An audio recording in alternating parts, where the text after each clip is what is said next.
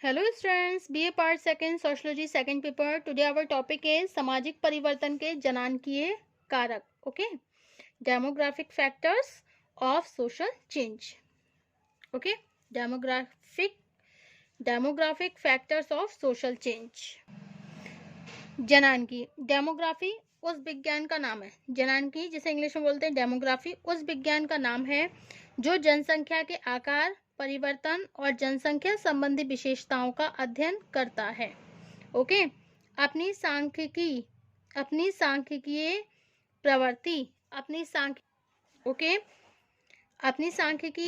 प्रवृत्ति statistical attitude के कारण जनानकीय विज्ञान को बहुत शुष्क और नीरस समझा जाता है, लेकिन सामाजिक परिवर्तन को तब तक नहीं समझा जा सकता जब तक कि समाज पर जनसंख्या के प्रभावों का सामान्य ज्ञान प्राप्त ना कर लिया जाए.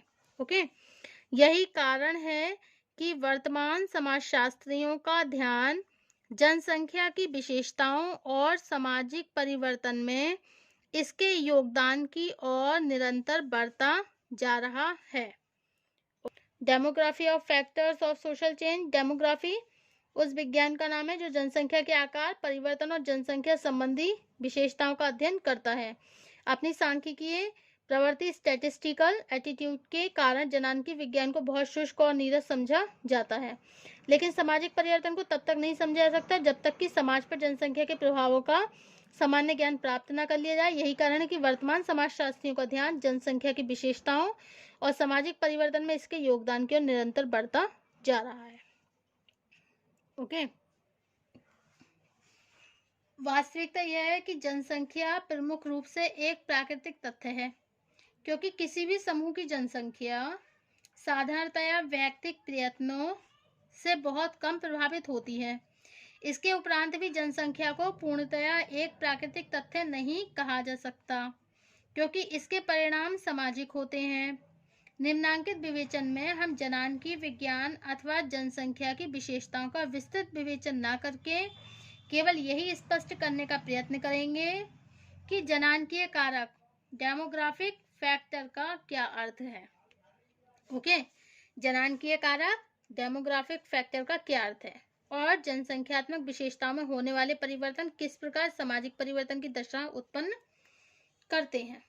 ठीक है, जनानकीय फैक्टर क्या है, what is the demographic factors, और जनसंख्या विशेषताओं में होने वाले परिवर्तन किस प्रकार सामाजिक परिवर्तन की दशा उत्पन्न करते हैं. अब अकॉर्डिंग टू द सोरोकिन,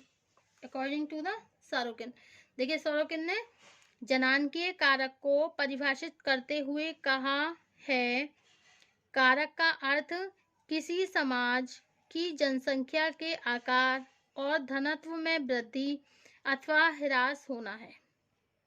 कारक अर्थ क्या है, किसी समाज की जनसंख्या के आकार, किसी समाज की जनसंख्या का आकार हो या घनत्व में क्या है, वृद्धि अथवा ह्रास का होना है. ठीक है, या तो वृद्धि होनी है या फिर ह्रास होना है, तो ये क्या है, जनानकीय कारक. Okay, by the demographic factors is mean that the increase और डिक्रीज. ओके, या तो इंक्रीज होना है या फिर डिक्रीज होना है. ओके, या तो डिक्रीज होना है या फिर इंक्रीज होना है of the size and density of population. क्या होना है, या तो जनसंख्या का आकार और घनत्व में वृद्धि होनी है अथवा ह्रास होना है. ओके, ये किसके अनुसार है, पी सोरोकिन के अनुसार. Okay, so by the demographic factors is mean the increase or decrease of the size and density of the population. Okay, अब है आपका जनसंख्या तथा सामाजिक परिवर्तन. समाज में किसी भी विवेचना में जनानकीय कारकों का महत्व इतना नहीं है. ठीक है, इतना अधिक है कि संसार की प्राचीनतम वेद संस्कृति में किए गए विभिन्न अध्ययनों में भी इसको महत्वपूर्ण स्थान दिया गया था. इसके बाद कन्फ्यूशियस ने जनसंख्या के आकार का किसी समाज की आर्थिक व्यवस्था, सरकार के रूप, संबंधों की प्रकृति और युद्धों से संबंध स्पष्ट करके विद्वानों का ध्यान इस तथ्य की ओर आकर्षित किया। इससे स्पष्ट होता है विश्व प्रसिद्ध माल्थस का जनसंख्या संबंधी सिद्धांत बनने से पहले ही अनेक विचारकों ने जनसंख्या संबंधी विचारों को बहुत व्यवस्थित रूप देना शुरू कर दिया। इन विचारकों में प्लेटो, अरस्तु, सिसरो, बोर्डेन, क्यूसने, जे.एस. मिल, ह्यूम, एडम स्मिथ आदि के नाम महत्वपूर्ण हैं। माल्थस के बाद फ्रांसीसी विद्वान एडोल्फे कोस्टे ने जनसंख्या कारकों का बहुत विस्तार से अध्ययन करके यह निष्कर्ष दिया कि समाज की सभी महत्वपूर्ण सामाजिक प्रक्रियाओं को समझने के लिए जनसंख्यात्मक कारक सबसे अच्छा आधार है। ओके, अब कोस्टे के अनुसार ही देख लीजिए। कोस्टे ने क्या लिखा है कि जनसंख्या की वृद्धि और इसके घनत्व के द्वारा, जनसंख्या की वृद्धि और इसके घनत्व के द्वारा सभी सामाजिक दशाओं के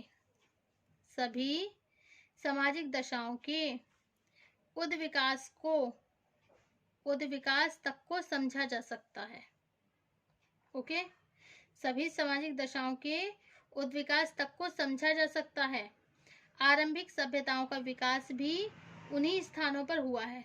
आरंभिक जो सभ्यताएं हैं उनका विकास भी उन्हीं स्थानों पर हुआ है जहां जनसंख्या का केंद्रीकरण हो गया था। मिस्र है, भारत है, चीन है और रोम की सभ्यताएं इस कथन को स्पष्ट करती हैं। ओके, मिस्र, भारत, चीन और रोम की सभ्यताएं इस कथन को स्पष्ट करती हैं। इस दृष्टिकोण से यह आवश्यक है कि जनसंख्यात्मक विशेषताओं द्वारा उत्पन्न होने वाले सामाजिक परिवर्तनों का विस्तार से विवेचन करेंगे। तो नेक्स्ट, अब हमारा ये पॉइंट क्या है? अभी तक हमने क्या बताया? जनांकी कारक का अर्थ और इसके बारे में जो डिस्क्रिप्शन दिया है किसने? सरोकिन ने, और दूसरे कौन थे? Costae. Okay, now the topic again, जनसंख्या तथा सामाजिक परिवर्तन, population and the social change. Okay, देखिए किसी भी समाज की जनसंख्या उस समाज की जैव की विशेषताओं का सबसे स्पष्ट प्रतिनिधित्व करती है। संसार के विभिन्न क्षेत्रों में कहीं जनसंख्या का आकार बहुत विस्तृत है तो कहीं सीमित है। किसी स्थान पर घनत्व ज्यादा है तो कहीं भूमि खाली पड़ी है। कहीं जनसंख्या स्वस्थ है तो कहीं बीमारियों से ग्रस्त है। कुछ प्रदेशों के निवासियों की प्रजनन क्षमता अपूर्व है तो कुछ स्थानों पर जन्म दर को बढ़ाने के अधिकृत प्रयत्न करने पर भी उसमें वृद्धि नहीं होती है। मतलब कुछ प्रदेश के निवासी जो उनकी प्रजनन क्षमता अपूर्व है तो कुछ स्थानों पर जन्म दर को बढ़ाने के अधिकृत प्रयत्न करने पर भी उसमें वृद्धि नहीं हो रही है। तात्पर्य यह है कि जनसंख्या की विशेषताओं के अनुसार सामाजिक संगठन को एक विशेष रूप प्राप्त होता है। उसी के अनुसार सामाजिक ढांचे का निर्माण भी होता है। यदि जनसंख्यात्मक विशेषताओं में परिवर्तन हो जाए तो सामाजिक परिवर्तन की भी पूरी संभावना हो जाती है। प्रथम महायुद्ध और औद्योगिक क्रांति के समय जनसंख्यात्मक विशेषताओं में क्रांतिकारी परिवर्तन हुए। अधिक संख्या में पुरुषों की मृत्यु हुई और स्त्रियों के अधिकारों में वृद्धि हुई। इससे स्त्रियों ने भी वे सभी कार्य करने शुरू कर दिए जो पहले पुरुषों द्वारा किए जाते थे। नवीन शिक्षा पद्धति का विकास हुआ। ठीक है, इस प्रकार स्त्रियों में जैविकीय रूप से पुरुषोचित गुण दिखाई देने लगे। स्वभाव से लज्जालु स्त्री प्रशासन तक के लिए उपयुक्त बन गई। इस प्रकार निम्नांकित विवेचन से हम जनसंख्या संबंधी विशेषताओं द्वारा सामाजिक परिवर्तन पर पड़ने वाले प्रभावों को भी स्पष्ट करेंगे। ओके, फर्स्ट क्या है? जैसे जनसंख्या के आकार में परिवर्तन का प्रभाव। फर्स्ट आपका क्या है? जनसंख्या के आकार में परिवर्तन का प्रभाव। Effect of change in population size. Effects of change in population size. किसी भी समाज में जनसंख्या का आकार जो है सामाजिक संरचना को प्रत्यक्ष रूप से प्रभावित करता है। जनसंख्या के आकार का जीवन स्तर से घनिष्ठ संबंध है और जीवन स्तर हमारे सामाजिक मूल्यों, विश्वास, सामाजिक संगठन को भी प्रभावित करता है। ओके, अब जनसंख्या के आकार में कौन कौन से परिवर्तन होते हैं? अनेक प्रक्रियाओं के माध्यम से निम्नांकित क्षेत्रों में परिवर्तन उत्पन्न करते हैं। ठीक है, जैसे जन्म दर, मृत्यु दर। जन्म दर में वृद्धि और जनसंख्या के आकार में वृद्धि करती है। मृत्यु दर में वृद्धि होने से जनसंख्या के आकार में कमी होती है और जन्म दर की वृद्धि अनेक कारकों से प्रभावित होती है। ठीक है, अब मृत्यु दर का संबंध दीर्घायु से है। समाज में यदि मृत्यु दर कम होगी तो व्यक्ति दीर्घायु होते हैं, और मृत्यु दर में वृद्धि होने से समाज में वृद्ध और अनुभवी व्यक्तियों की कमी की समस्या भी उत्पन्न हो जाती है। मृत्यु दर में कमी होने का कारण है स्वास्थ्य की उत्तम सुविधाएं और न्यूनतम दुर्घटनाएं।